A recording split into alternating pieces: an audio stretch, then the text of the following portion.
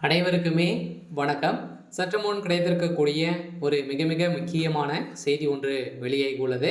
சற்று முன் பாலியல் விவகாரத்தில் புதிய திருப்பம், நீதிமன்றம் இறுதி தீர்ப்பு, இது மாதிரி பார்த்தீங்கன்னா செய்திகள் வெளியே இருக்கு.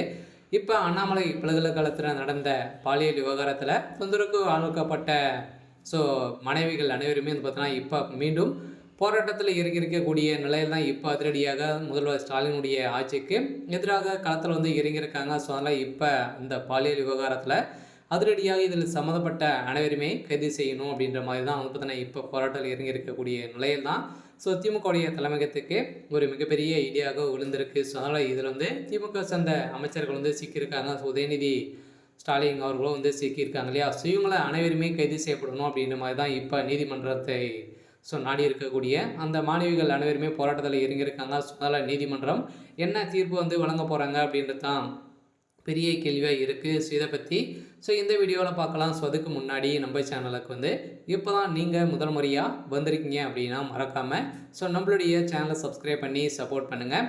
ஸோ வாங்க வீடியோக்குள்ளே போகலாம். ஸோ பார்த்தீங்கன்னா இப்போ திமுக அண்ணா பல்கலைக்கழகத்தில் நடந்த பாலியல் விவகாரத்தில் குற்றவாளியாக கைது செய்யப்பட்டிருக்கிற நேனஸ் அவர்களுடைய நண்பர்கள் மீண்டும் பார்த்தீங்கன்னா அட்டூழியம் செய்திருக்கக்கூடிய நிலையில் தான் திமுகவுடைய கொடிகளை வைத்து காரின் மூலமாக சென்றிருந்த மாணவிகளையும் பெண்களையும் பார்த்தீங்கன்னா துரத்திய சம்பவம் பார்த்தீங்கன்னா இப்போ சென்னையில் இது ஒரு பேசும் பொருளாக மாறி இருக்கு இல்லையா. சென்னை இருக்கக்கூடிய மக்களுக்கும் பெண்களுக்கும் எந்த ஒரு பாதுகாப்பும் இல்லாத ஒரு அரசாக தான் இருந்திருக்கக்கூடிய நிலையில் தான் இப்போ தமிழக அரசுக்கு எதிராக ஸ்டாலினுக்கு எதிராக பார்த்தீங்கன்னா போராட்டத்தில் இறங்கியிருக்காங்க.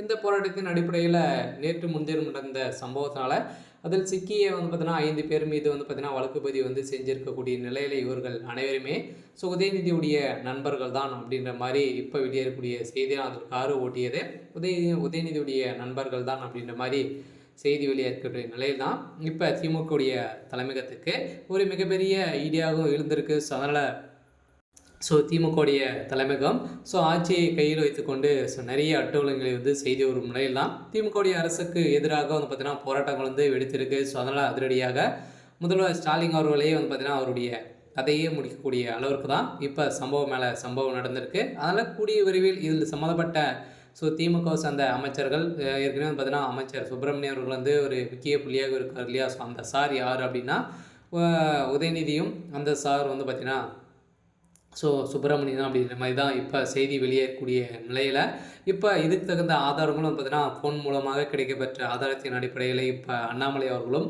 களத்தில் இறங்கியிருக்காரு. ஸோ அதனால் அதிரடியாக அந்த சார் வசமாக சிக்க போகிறாரு.